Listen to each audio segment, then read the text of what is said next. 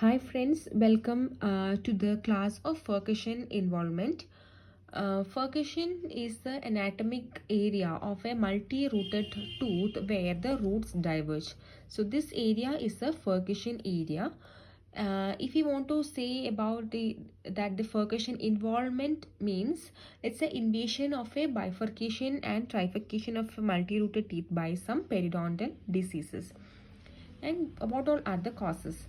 Is divided into primary factors like bacterial, plaque, and other inflammatory consequences. Then gingiva, by the gingiva is like the extent of the attachment loss. Then bone shape in the exposed furcation area has a horizontal component that determines the grade. Then the tooth related like the root trunk length. See, this is a root trunk. uh, this area to this area is the root trunk. If the root trunk is short, then easier for the furcation involvement. If the root trunk is long, then it is difficult for the furcation involvement. Then root separation, then concavity of the inner surface of the exposed roots, root of furcation, presence of accessory pulpal canals, miscellaneous factors. These all depend on the furcation. Then classification, this is important. The Glickman 1953 is given this classification. It is divided into 4 grades.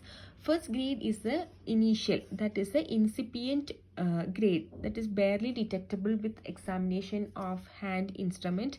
See, we can barely detect the lesion. Then second is the grade 2. Here we can see some early bone loss. um, while examination, the hand instrument goes partially into the furcation but not all way through. So furcation may be grade 2 on both side of teeth but are not connected. See, if you insert a prop, it will not go fully to the other side. Here just the early bone loss are happening, just a partial bone loss. And grade 3, here we can see the total bone loss. While examination, the instrument goes all the way through the furcation to the other side, but the opening of the furcation is not visible due to the gingiva. So now the gingiva is covering, so the opening is not visible, but the the instrument can go fully to the other side. And grade 4 is also the same. It is through and through, instrument can go fully, but here we can see the furcation area. You can see, here the gap. If you see the gap, so this is the furcation area. We can see because gingiva has gone down, so we can see the space fully. Here also the instrument will go fully, but we cannot see the area because it is covered with the gingiva. Here only the partial bone loss. So this is the 4 grades of the furcation. Then clinical features. The most commonly affected tooth is the lower first molar, and the least affected is the upper first premolar. Then radiographic features also, it is divided into 4. In the case of grade 1, the radiographic changes are not usually found because nothing is affected much. Grade 2, I have told you just now, the partial bone loss occur. So here may or may not depict the furcation involvement. Whereas in the grade 3, we can see the radiolucent area in the crotch of tooth, which is seen as a furcation arrow. Grade 4, we can see the radiolucent area completely. See, this is the radiolucent area in the furcation. Next is the diagnosis.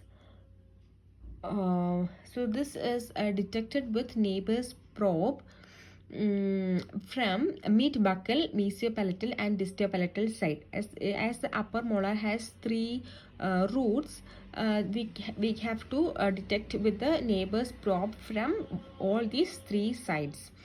But in the case of lower molar, only 2 roots are there, so we need to approach from mid-buccal and the mid-palatal side. Then management. So this management depends upon the grade of the furcation. In the case of grade 1, we can do just scaling, root planing, curettage and the odontoplasty, like the initial usual procedures we can implement here. In the case of grade 2, definitely we have to do scaling, root pinning, curettage, odontoplasty, everything. But here we need to do the osteoplasty and osteectomy, root resection, hemisection. These all treatment can be done here. In the case of grade 3, we can do tunneling, root sectioning, hemisection, extraction and all. Grade 4, we can do the maintenance, mostly extraction. Then we will explain each in a detailed way. The furcation plasty. What is furcation plasty? It is a resective treatment modality which leads to the elimination of interradicular defect. So in this, both odontoplasty and osteoplasty can be done. This is usually we can do in the case of grade 1 and grade 2. And what is the procedure of furcation plasty? And we need to see which grade, and then first we need to raise a mucoperiosteal flap to obtain access to the interdental area. Especially in grade 1 and 2, we cannot see the furcation area fully due to the bone, only the partial bone loss are there, so we cannot see the area fully.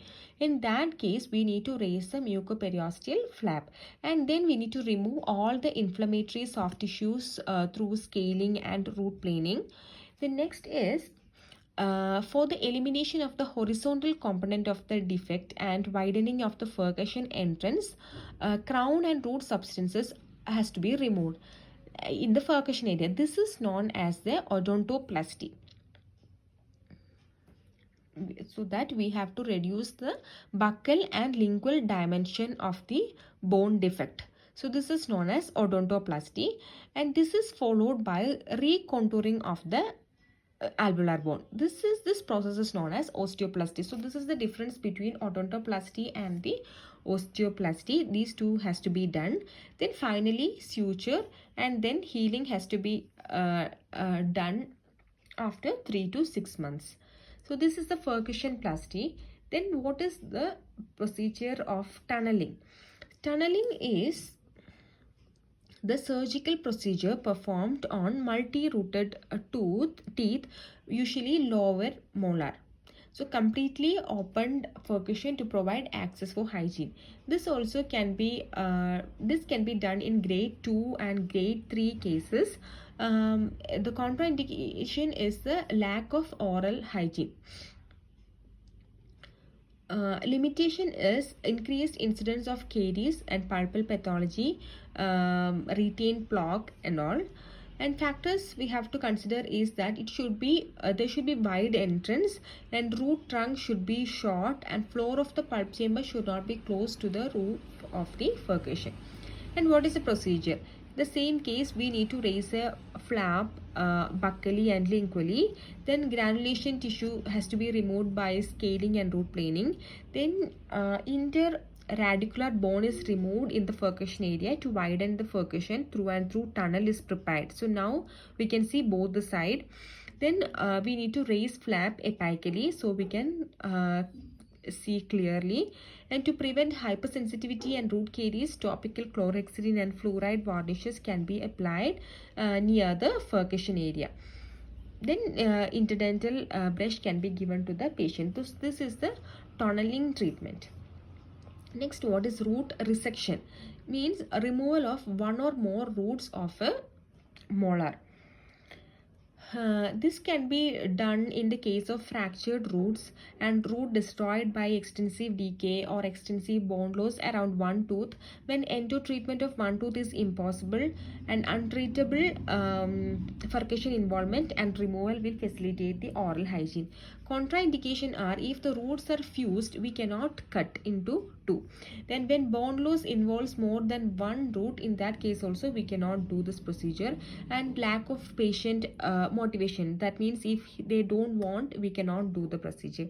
And most commonly we can do the upper first molar distobuccal root. The procedure is Before resection, we need to finish all the endodontic treatment and complete the access preparation. Then we have to give the local anesthesia. Then probe the area to determine the external outline of the alveolar bone destruction. Then we need to elevate the flap, mucoperiosteal flap, and with the contra ankle handpiece and cross cut burr, we need to remove the root. See, with the burr we need to cut and remove the root, and with the stone and so now that area would be sharp. To smoothen that, we need to use the stone or diamond to smoothen that area or the stump and to contour the root. And then scaling and root planing the root surface area, clean the area and replace the flap and suture it, and cover that with the periodontal pack and remove this pack and suture after 1 week. So this is the root resection procedure. Then what is bicuspidation?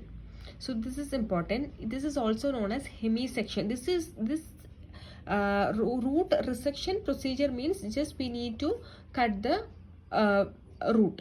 Here means we have to split the two rooted teeth in two separate portions. So we are going to split the two roots.